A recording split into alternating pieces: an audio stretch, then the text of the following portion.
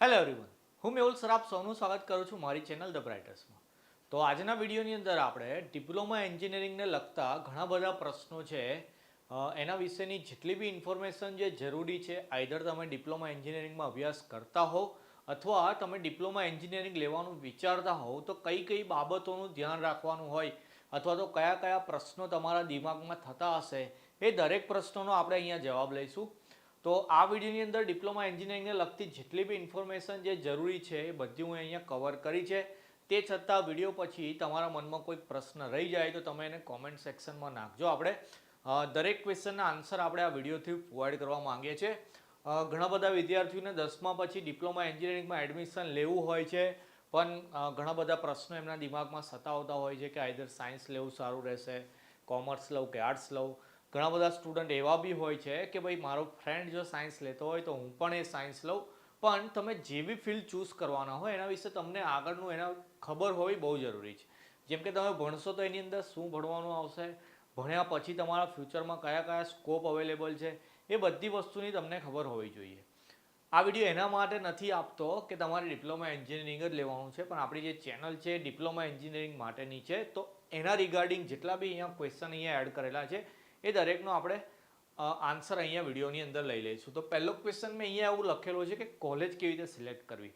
હવે જેમ કે તમે 10માની એક્ઝામ આપી દો છો, તમને એવું ખબર છે કે 10માની એક્ઝામ આપ્યા પછી તમારું રિઝલ્ટ આવે એટલે એસીપીડીસી પર તમારે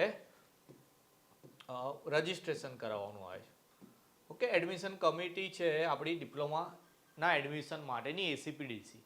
તો તમે એમાં રજિસ્ટ્રેશન કરાવો છો. એના પછી તમારો મેરિટ નંબર આવે છે, એના પછી તમારે ચોઇસ ફિલિંગ કરવાની પ્રોસેસ આવે છે. તો ચોઇસ ફિલિંગની અંદર તમારે કોલેજ કઈ કઈ રાખવાની એના માટેનો પહેલો ક્વેશ્ચન છે. તો ચોઇસ ફિલિંગની અંદર આપણે કઈ કોલેજ પસંદ કરીશું. હવે કોલેજની આપણે જો અગર વાત કરીએ તો મોસ્ટલી બધી કોલેજો છે એ જીટીયુ પર ભણાવતી હોય છે. જીટીયુનું પૂરું નામ છે ગુજરાત ટેકનોલોજીકલ યુનિવર્સિટી. ઓકે, આ જીટીયુ જે છે ગુજરાત ટેકનોલોજીકલ યુનિવર્સિટી. તો આ યુનિવર્સિટીનું કામ શું છે પહેલા એ સમજીએ. જીટીયુની વાત કરી, એની સિવાય જો વાત કરતા હોય તો બીજી કોલેજની અંદર તમને એવું ખબર હશે એમએસ યુનિવર્સિટી છે, પારુલ યુનિવર્સિટીનું બી નામ છે આજકાલ, તો પીયુબી છે. એવી રીતે આઈ થિંક નડિયાદની અંદર એક ડીડીયુ કરીને કોલેજ છે, ધરમસિંહ દેસાઈ. ઓકે, એની સિવાય એક નિરમા બી છે. તો આ જે બધી કોલેજ છે એ પોતાની યુનિવર્સિટી ચલાવે છે. હવે પોતાની યુનિવર્સિટી અને જીટીયુમાં શું ફરક છે એની વાત કરી લઈએ. જેમ કે એવું માનો કે તમે 10માની અત્યારે એક્ઝામ આપી, તો 10માની અંદર આપણી જે એક્ઝામ લેવાય છે બોર્ડની એક્ઝામ, તો તમને એવું ખબર હશે કે તમે જે સિટીમાં હોવ તમારું જે બોર્ડનું પેપર હોય એ જ બોર્ડનું પેપર આખા ગુજરાતમાં ચાલતું હોય છે. તો જીટીયુની અંદર જેટલી બી કોલેજ આવતી હોય, જેમ કે આ 4 કોલેજ સિવાયની વાત કરીએ છીએ આપણે, તો એ બધી કોલેજની અંદર સેમ જ પેપર આવે. એટલે એવું માનો કે 10માનું જેવી રીતે બોર્ડ હતું એવું આપણું આ ડિપ્લોમાનું બોર્ડ હશે. એ જીટીયુમાંથી તમારું પેપર નીકળીને આવે. પણ આટલી જે યુનિવર્સિટી છે, જેમ કે એમએસ યુનિવર્સિટીની પર્ટિક્યુલર વાત કરતા હોય તો ત્યાં કેવું હોય કે ત્યાં જે ફેકલ્ટીઝ ભણાવતા હોય, ઓકે, એ જ ફેકલ્ટી તમારું પેપર ડિસાઇડ કરે. જેમ કે ફાઇનલ એક્ઝામ આવે તો એ લોકો જ તમને પેપર કાઢીને આપે. ઓકે, પોતાની યુનિવર્સિટી ચલાવે. જ્યારે બીજી બધી જે છે એ જીટીયુની અંદર કામ કરતા હોય છે. હવે અમુક કોલેજ પ્રાઇવેટ બી હોય છે, અમુક ગવર્મેન્ટમાં બી હોય છે. હવે 10મામાં સારો સ્કોર કરેલો હોય તો તમને ગવર્મેન્ટમાં પડવાના ચાન્સીસ હોય છે. સીટ થોડી ઓછી હોય છે એટલે ગવર્મેન્ટ સિવાય તમે પ્રાઇવેટની અંદર જો લેવા માંગતા હોય તો તમારી પાસે 2 ઓપ્શન રહેશે. પ્રાઇવેટમાં તમે કોઈ યુનિવર્સિટી જેમ કે પારુલ યુનિવર્સિટીની વાત કરતા હોય તો તમે પારુલની અંદર એડમિશન લેવા જાઓ તો તમને જીટીયુની અંદર ભણવાનું નહીં આવે. ઓકે, આપણી આ ચેનલ પર જીટીયુને લગતા હું વિડીયોઝ બનાવું છું, આઈએમપી આપું છું. ઓકે, જીટીયુના પેપર બી આપણે સોલ્વ કરીએ છીએ. એવું કરી શકીએ એનું કારણ છે કે GTU A kind of board છે, બરાબર. તો હું બોર્ડના તમને આઈએમપી આપી શકું છું, કોઈના પર્ટિક્યુલર દિમાગના આઈએમપી અહીંયાથી પ્રોવાઈડ ના થઈ શકે. કે જેમ કે તમે પારુલમાં અભ્યાસ કરતા હોવ તો પારુલમાં જે ટીચર ભણાવે, જેમ કે હું માનો કે હું પોતે ક્લાસીસ ચલાવું છું, મારા ક્લાસીસ પર મારે ટેસ્ટ લેવો હોય તો હું પેપર બનાવું તો મને જ ખબર હોય કે હું પૂછાશે, કોઈ ત્રીજો વ્યક્તિ નક્કી ના કરી શકે. તો પ્રાઇવેટ યુનિવર્સિટીમાં એ રીતે કોન્સેપ્ટ હોય. ઓકે, હવે જે લોકોના મેરિટમાં નંબર લાગી જાય છે ગવર્મેન્ટની અંદર, તો તમે કોઈ બી જગ્યાએ ગવર્મેન્ટમાં એડમિશન લો, વાંધો નથી. કોલેજ ડિસાઇડ કશું નથી કરતું, આપણું પેપર જીટીયુમાંથી આવે, આપણે ખુદ તૈયારી કરીને એક્ઝામ આપવાની હોય.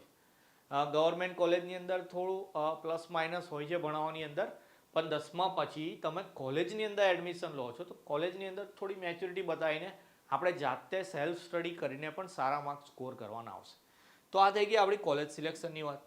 એના પછી બીજો ક્વેશ્ચન છે કે કઈ બ્રાન્ચમાં એડમિશન લેવું. હવે આ ઘણા બધા છોકરાઓના દિમાગમાં ચાલતો હોય છે પ્રશ્ન કે સર કઈ બ્રાન્ચનો ફ્યુચરમાં સ્કોપ રહેશે. હવે હું જ્યારે ભણતો હતો અથવા મારી પહેલાંની બી વાત કરીએ તો અમારી વખતે બધા એવું કહેતા કે મિકેનિકલ ને ઇલેક્ટ્રિકલની બહુ ડિમાન્ડ હોય. અત્યારે તમે સાંભળતા હો તો કોમ્પ્યુટર આઈટીની બહુ ડિમાન્ડ છે એવું કહેતા હોય.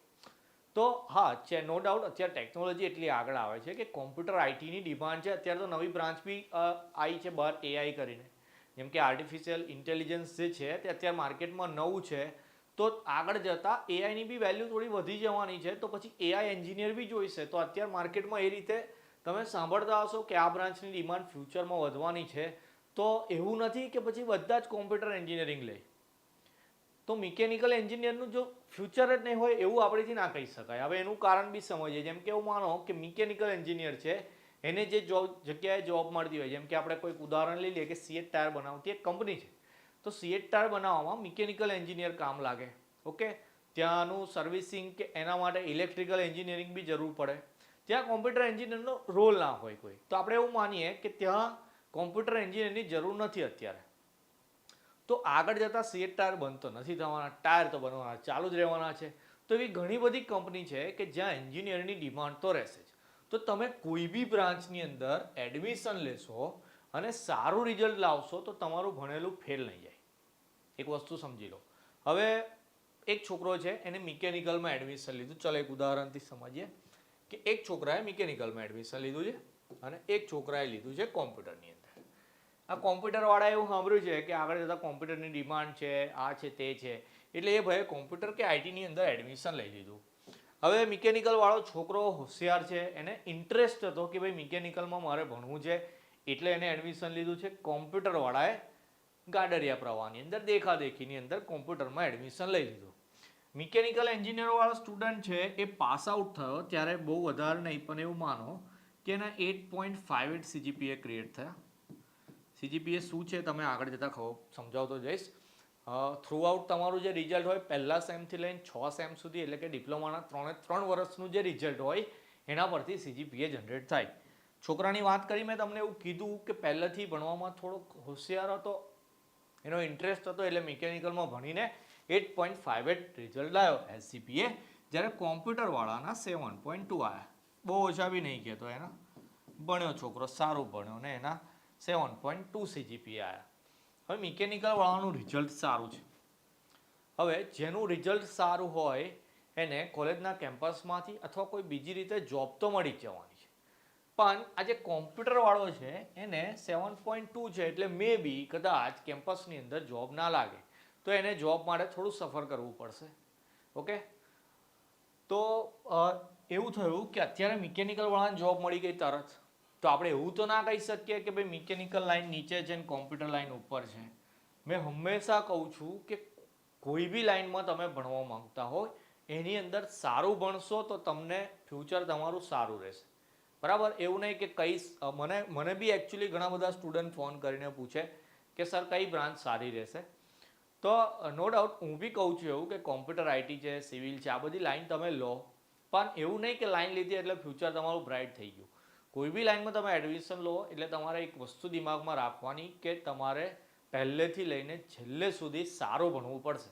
જો સારું રિઝલ્ટ આવશે તો જ તમે ફ્યુચર તમારું સારું બનાવી શકશો. ચલો એના પછી કયા કયા સબ્જેક્ટ આવશે. હવે જે લોકો ભણી રહ્યા છે ડિપ્લોમામાં એમને તો આઈડિયા છે જ, પણ જે લોકો એડમિશન લેવા માગે છે અથવા તો અત્યારે લેવાના છે એડમિશન, તો એમની વાત કરી લઈએ આપણે. તમારા ટોટલ 3 વર્ષ આવશે. ઓકે, આ 3 વર્ષના ડિપ્લોમાની અંદર તમારું જે ફર્સ્ટ યર છે, આ ફર્સ્ટ યર જે તમારું છે એની અંદર કયા કયા સબ્જેક્ટ આવશે? તો મેથ્સ છે, ઇંગ્લિશ છે, ફિઝિક્સ, કેમેસ્ટ્રી. ઓકે, તમે જે ફિલ્ડમાં અભ્યાસ કરવા માંગતા હો એનો એક બેઝિક સબ્જેક્ટ આવશે. બાકી બધા જનરલ આવે. જેમ કે મેથ્સ ઇંગ્લિશની વાત કરી દીધી તો બધાને જ મેથ્સ ઇંગ્લિશ આવે ફર્સ્ટ યરની અંદર. બીજો એક ડ્રોઈંગનો બી સબ્જેક્ટ આવતો હોય છે, એ બી મોસ્ટલી બધી બ્રાન્ચની અંદર છે.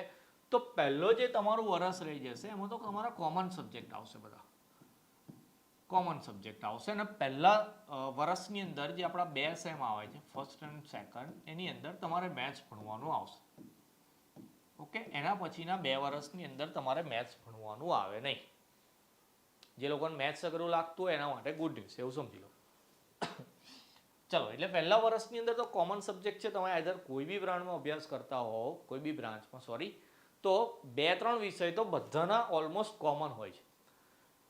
પછી એક સબ્જેક્ટ કોમનની સાથે સાથે મેં એવું કીધું કે તમારી જે બ્રાન્ચ છે, મેઇન બ્રાન્ચ, જેમ કે માન લો મિકેનિકલ છે કે ઇલેક્ટ્રિકલ છે, એનો એક સબ્જેક્ટ જેનું થોડું બેઝિક અથવા તો ઇન્ટ્રોડક્શન વાળું, બેઝિક શબ્દ ઉપયોગ કરીએ કાં તો ઇન્ટ્રો, એવો એક સબ્જેક્ટ આવે કે ભાઈ તમે જે ભણવા આવ્યા છો એના વિશે થોડી તમને ખબર હોવી જોઈએ. કારણ કે 10મા સુધી ગણિત, વિજ્ઞાન, સામાજિક વિજ્ઞાન, સંસ્કૃત, ગુજરાતી આવું બધું ભણીને આવ્યા હોય આપણે, તો આપણને થોડું એન્જિનિયરિંગ વિશેનું નોલેજ આપવા માટેના 1-2 કોમન સબ્જેક્ટ તમારા પહેલા વર્ષની અંદર આવશે. સેકન્ડ ને થર્ડ યરની અંદર ઊંધું થઈ જાય છે. કેવું ઊંધું થઈ જાય કે બધા મેઇન સબ્જેક્ટ તમારા આવી જાય તમારી બ્રાન્ચના. કે તમે એવું માનો કે ઇલેક્ટ્રિકલની અંદર છો તો ઇલેક્ટ્રિકની અંદર જે મોટર આવે, ટ્રાન્સફોર્મર આવે, એસી ડીસી વાયરિંગ આવે, એ બધી વસ્તુને લગતા તમારા સબ્જેક્ટ આવે. પ્લસ એક સબ્જેક્ટ તમારો જનરલ હશે, કોઈ બી એક સબ્જેક્ટ કે જે એવું માનો ને કે ફિલ્ડનો તો નહીં પણ થોડો ઘણો ફિલ્ડને લગતો હોય એ રીતે થિયોરિટિકલ એકદમ સહેલો વિષય તમારો સેકન્ડ અને થર્ડ યરની અંદર એ રીતે આવશે. પ્લસ તમને ઇન્ટર્નશીપ બી એડ કર્યું છે, જીટીયુની અંદર આવે. જીટીયુની અંદર જો તમે એડમિશન લેતા હોય તોની વાત છે. મેં તમને પહેલાં જ જણાવ્યું કે આ બધી કોલેજ તો જાતે નિયમો બનાવે, લગભગ દર વર્ષે બદલી બી શકે, એ લોકો પાસે પાવર હોય તેવું. પણ જીટીયુ જ્યારે બદલે તો એ જણાવીને કહે છે. તો અત્યારે એ લોકોએ એક સબ્જેક્ટ એડ કર્યો છે સેકન્ડ અને થર્ડ યરની અંદર, ઇન્ટર્નશીપ. એક મેં વિડીયો બી બનાવેલો છે ઇન્ટર્નશીપનો, જરા દેખજો ઇન્ટર્નશીપ શું હોય છે. તો ઇન્ટર્નશીપ એટલે કાઇન્ડ ઓફ ટ્રેનિંગ છે. તો એ બી એક સારી વસ્તુ કરી છે જીટીયુએ કે તમે એન્જિનિયર બનવાના છો તો એન્જિનિયરિંગ પછી તમે ફિલ્ડમાં કઈ રીતે કામ કરવાનું હોય એનું એક ઇન્ટ્રોડક્શન તરીકે એ લોકોએ ઇન્ટર્નશીપ બી એડ કરી છે. તો તમારે આટલા સબ્જેક્ટ એન્જિનિયરિંગની અંદર ભણવાના આવશે ડિપ્લોમાની અંદર. પછી આગળ કયો સવાલ છે કે ભાઈ ફ્યુચર કેવું રહેશે. આજે સ્કોપની વાત કરે બધાએ, તો મેં પહેલાં વાત કરી, તમે કોઈ બી બ્રાન્ચમાં હોવ, તમે સારું રિઝલ્ટ લાવશો તો તમારું ફ્યુચર બ્રાઇટ છે, તો હું અહીંથી ગેરંટી સાથે કહી શકું છું. પણ તમે ફ્યુચરની અંદર બીજું શું કરી શકો કે માન લો કે તમે ડિપ્લોમાની અંદર સારું રિઝલ્ટ લાવ્યા, ઓકે, તો તમે ડિપ્લોમા એન્જિનિયરિંગ થઈ ગયું કમ્પ્લીટ તમારું, તો પછી તમે ડિપ્લોમા પછી તમે ડિગ્રી બી કરી શકો છો, જેને ડિપ્લોમા ટુ ડિગ્રી કહેવાય, જે 12 સાયન્સ પછી બી કરી શકાય, એને આપણે D2D કહીએ છીએ, ડિપ્લોમા ટુ ડિગ્રી. હવે જો કોઈ માણસ 12 સાયન્સ પછી કરતો હોય તો એના 4 વર્ષ આવે. આપણે ડિપ્લોમા ઓલરેડી 3 વર્ષ કરી દઈએ છીએ, એટલે આ પહેલું વર્ષ ડિગ્રીનું જે પહેલું વર્ષ હોય એ સ્કીપ કરીને બીજા 3 વર્ષ, એટલે કે ટોટલ 6 વર્ષ ડિપ્લોમાના 3 ને ડિગ્રીના 3 એ રીતે કરવાના આવે. તો ડ્યુરેશન સાયન્સવાળાનું બી સેમ 2 વર્ષ ને 4 6, અને આપણું બી સેમ 3 ને 3 6 એ રીતે થઈ જાય. બેનિફિટ એટલો થાય કે તમે માન લો કે ઇલેક્ટ્રિકલ એન્જિનિયરિંગ કર્યું ડિપ્લોમાની અંદર, તમે ડિગ્રીમાં બી જો ઇલેક્ટ્રિકલ એન્જિનિયરિંગ કરતા હો તો તમને આટલો બધો આઈડિયા રહેશે કે એન્જિનિયરિંગ શું હોય, એમાં ઇલેક્ટ્રિકલ એન્જિનિયરિંગ શું આવે. 12 સાયન્સ પછી જે આવે એ ફિઝિક્સ કેમેસ્ટ્રીની અંદર તો ભણીને આવ્યો હોય, ફિઝિક્સની અંદર બી થોડું ઘણી ભણીને આવેલો હોય, એ વસ્તુ જ આવે એન્જિનિયરિંગની અંદર, પણ એને એન્જિનિયરિંગનો આઈડિયા ના હોય એટલે એ લોકો પહેલું વર્ષ અત્યારે ડિપ્લોમામાં જેવું છે એવું ડિગ્રીમાં બી પહેલું વર્ષ આવે કે જેમાં કોમન સબ્જેક્ટની સાથે સાથે થોડું બેઝિક ઇન્ટ્રોડક્શનવાળું એક બ્રાન્ચ આપેલી હોય એમને, તો એ લોકો ફર્સ્ટ યર કરીને આવે. આપણે ફર્સ્ટ યર સ્કીપ કરવાનું કારણ કે આપણે તો ઓલમોસ્ટ એન્જિનિયરિંગ આવ્યા હોય એટલે. તો ડિપ્લોમા પછી તમે ડિગ્રી કરી શકો છો. હવે જે માણસ સારું ભણ્યો છે ડિપ્લોમાની અંદર, એને થોડું વધારે સારું એનું કરિયર બનાવવું છે તો એ માણસ ડિગ્રી કરી શકે. તો ડિગ્રી કર્યા પછી એ બીઈ અથવા તો બીટેક એન્જિનિયર કહેવાય, તો એની થોડીક વેલ્યુ વધી જાય. અથવા તો તમે ડિપ્લોમા પછી કોઈક સારી જગ્યાએ જોબ પણ કરી શકો છો, અથવા તો તમારે એબ્રોડ સ્ટડીઝ માટે જવું હોય તો તમે એ પણ એપ્લાય કરી શકો છો. ક્લિયર? તો આ થઈ ગઈ ફ્યુચરની વાત. અને એડમિશન માટે મેં તમને કીધું એસીપીડીસી થ્રુ તમારે એડમિશન કરવાના હોય, આઈધર તમે કોઈક યુનિવર્સિટીની અંદર, પ્રાઇવેટ યુનિવર્સિટી સેલ્ફ ફાઇનાન્સની અંદર એડમિશન લેવા માંગતા હો તો તમે ત્યાં ડોરસ્ટેપ એટલે કોલેજ પર જઈને પણ એડમિશન ડાયરેક્ટ લઈ શકો છો. ઓકે, તો ડિપ્લોમા એન્જિનિયરિંગ ઓવરઓલ કહું તો એક સારો સ્કોપ છે. 10મા પછી તમે 3 વર્ષની અંદર સેલ્ફ ડિપેન્ડન્ટ થઈ શકો છો. ઓકે, 10મા પછી 3 જ વર્ષમાં, એટલે એવું માનો 15 ને 3 18 વર્ષની ઉંમરે તમે પોતાનું અર્નિંગ સ્ટાર્ટ કરી શકો છો. ક્યારે? કે જ્યારે તમે થ્રુઆઉટ સારો અભ્યાસ કરીને કેમ્પસ થ્રુ અથવા કોઈ બીજી રીતે કોઈ જગ્યાએ જોબ માટે એપ્લાય કરીને જોઈન થઈ જાઓ ત્યારે. તો મારી એક જ રિક્વેસ્ટ છે બધા સ્ટુડન્ટ્સને કે તમે જો ડિપ્લોમા એન્જિનિયરિંગ લેવાના હોય અથવા તો તમે ઓલરેડી ડિપ્લોમામાં એડમિશન લઈ લીધું હોવ તો તમે પહેલા સેમથી લઈને 6થા સેમ સુધી થ્રુ આઉટ કમ્પ્લીટ અભ્યાસ કરતા રહેજો. ઘણા બધાને એવું થાય છે કે ફર્સ્ટ સેમની અંદર બેકલોગ આવી જાય છે કે 9 10મા પછી આવ્યા હોય તરત ઇંગ્લિશ ગુજરાતી લેંગ્વેજની અંદર તકલીફ પડતી હોય, કોલેજમાં સર સારું નહીં ભણાવતા. બીજું એક ફ્રીડમ મળી જાય કે ઘણા બધાને મોબાઈલ બી મળી જાય બહાર નીકળે એટલે, તો રસ્તો બી ભટકી જાય અમુક ઘણા બધા સ્ટુડન્ટ. તો તમારું પહેલું સેમ બગડી જાય. તો મેં એવું કહું છું કે પહેલું સેમ તમારું બગડી જાય તો તમારે પછી સુધરીને બીજા સેમથી તૈયારી ચાલુ કરી દેવાની. પણ જે લોકો અત્યારે વિડીયો દેખે છે, નવાનું એડમિશન લેવાના હોય કાં તો લઈ લીધું હોય, તો અત્યારથી જ એક મગજમાં ગાંઠ બાંધી લેજો કે આપણે પહેલા સેમથી લઈને 6થા સેમ સુધી કમ્પ્લીટ તૈયારી કરવાની છે. તૈયારી કરવા માટે તમને કોલેજમાં તો એજ્યુકેશન પૂરું પાડશે જ, પણ અમારી જેવા ઘણા બધા શિક્ષક છે એ યુટ્યુબથી બી તમારી હેલ્પ કરવા માગે છે, તો તમે ત્યાંથી પણ સ્ટડી કરી શકો છો.